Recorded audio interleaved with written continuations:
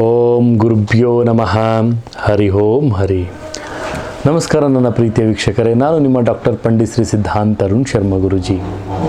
ಹುಟ್ಟಿದ ದಿನಾಂಕದ ಮುಖಾಂತರವಾಗಿ ಅವರ ಒಂದು ವಿಚಾರಗಳು ಯಾವ ರೀತಿಯಾಗಿರುತ್ತೆ ಅಂತ ನಾವು ನೋಡೋದಾದರೆ, ಇವತ್ತಿನ ಒಂದು ಸಂಚಿಕೆಯಲ್ಲಿ ನಾವು 6, 15 ಮತ್ತು 24 ಈ ಒಂದು ತಾರೀಕಿನಲ್ಲಿ ಯಾರು ಹುಟ್ಟಿರ್ತಾರೆ ಅವರ ಒಂದು ಚಟುವಟಿಕೆಗಳು ಯಾವ ರೀತಿಯಾಗಿರ್ತವೆ, ಅವರು ಹುಟ್ಟಿದವರಿಗೆ ಯಾವ್ಯಾವ ರೀತಿ ಪ್ರಯೋಜನಗಳಾಗ್ತವೆ ಅಂತ ನಾವು ನೋಡ್ತಾ ಹೋಗೋಣ.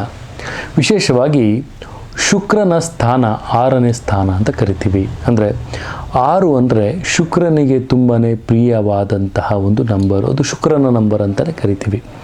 ಆ 6 ಅನ್ನುವಂಥ ದಿನಾಂಕದಲ್ಲಿ, 15 ಅನ್ನುವಂಥ ದಿನಾಂಕದಲ್ಲಿ, 24 ಅನ್ನುವಂಥ ದಿನಾಂಕದಲ್ಲಿ ಯಾರು ಹುಟ್ಟಿರ್ತಾರೆ ಅವರ ಒಂದು ಕ್ಯಾರೆಕ್ಟರಿಸ್ಟಿಕ್ಸ್ ಹೆಂಗಪ್ಪ ಇರುತ್ತೆ ಅಂದರೆ, ಪ್ರೀತಿ, ಪ್ರೇಮ, ವಿಶ್ವಾಸಗಳಲ್ಲಿ ಅತಿ ಹೆಚ್ಚು ನಂಬಿಕೆಯನ್ನು ಅವರು ಹೊಂದಿರ್ತಾರೆ.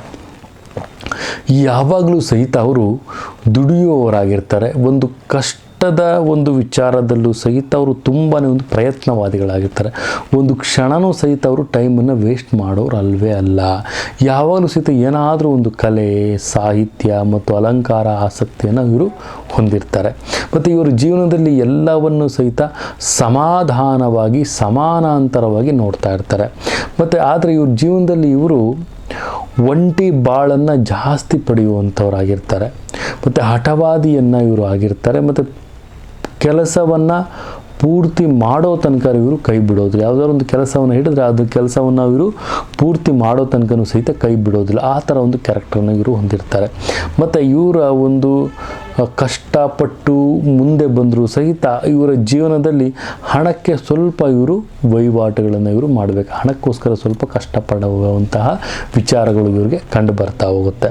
ಮತ್ತು ಎಷ್ಟೇ ಹಣ ಇದ್ದರೂ ಸಹಿತ, ಸಂಪಾದನೆ ಇದ್ದರೂ ಸಹಿತ ಕೆಲವೊಂದು ನೋವುಗಳು ಇವರಿಗೆ ಕಾಡುವಂತಹ ಒಂದು ಪರಿಸ್ಥಿತಿಗಳು ಇವರಿಗೆ ಆಗ್ತಾ ಇರುತ್ತೆ. ಮತ್ತು ಒಂದೊಂದು ಸಲ ತಮ್ಮ ಆಸೆಯನ್ನು ನೆರವೇರಬೇಕಾದ್ರೆ ಎಷ್ಟೋ ಒಂದು ಒರಟು ಸ್ವಭಾವವನ್ನು ಸಹಿತ ಇವರು ತೋರಿಸ್ಬೇಕಾಗತ್ತೆ. ಆ ಥರ ಒಂದು ವಿಚಾರದಲ್ಲಿ 6, 15 ಮತ್ತು 24 ಸಂಖ್ಯೆಯ ಒಂದು ಶುಕ್ರನ ಒಂದು ಸ್ಥಾನದ ಒಂದು ತಾರೀಕಿನಲ್ಲಿ ಇವರಿಗೆ ಈ ಥರ ಒಂದು ಬೆಳವಣಿಗೆಗಳು ಆಗ್ತಾ ಇರ್ತವೆ. ಮತ್ತು ಸರ್ಕಾರ ಕೆಲಸಗಳು ಮತ್ತು ಒಂದು ಅಪಾತ್ರಯಗಳು ಜಾಸ್ತಿಯಾಗಿ ಸರ್ಕಾರ ಕೆಲಸಗಳನ್ನು ಇವರು ಪಡೆಯುವಂಥವರು ಜಾಸ್ತಿ ಆಗಿರ್ತಾರೆ ಇವರು.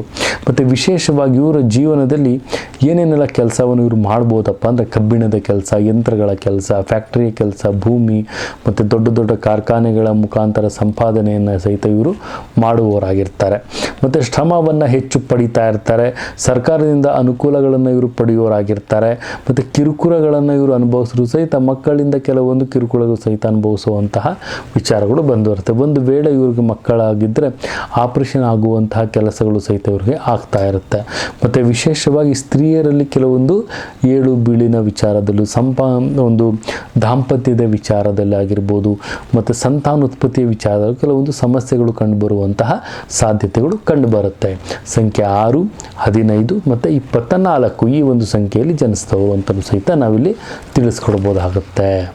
ವಿಶೇಷವಾಗಿ ನಾವು ನೋಡೋದಾದರೆ 5 ಮತ್ತು 15 ಮತ್ತು 24 ಈ ಸಂಖ್ಯೆಯಲ್ಲಿ ಜನಿಸಿದವರು ಕೆಲಸ ಕಾರ್ಯಗಳು ಮಾಡಿದ್ರೂ ಸಹಿತ ಕೆಲವೊಂದು ಅಪಜಯ ಹೊಂದುವಂತಹ ಸಾಧ್ಯತೆಗಳು ಕಂಡುಬರುತ್ತೆ.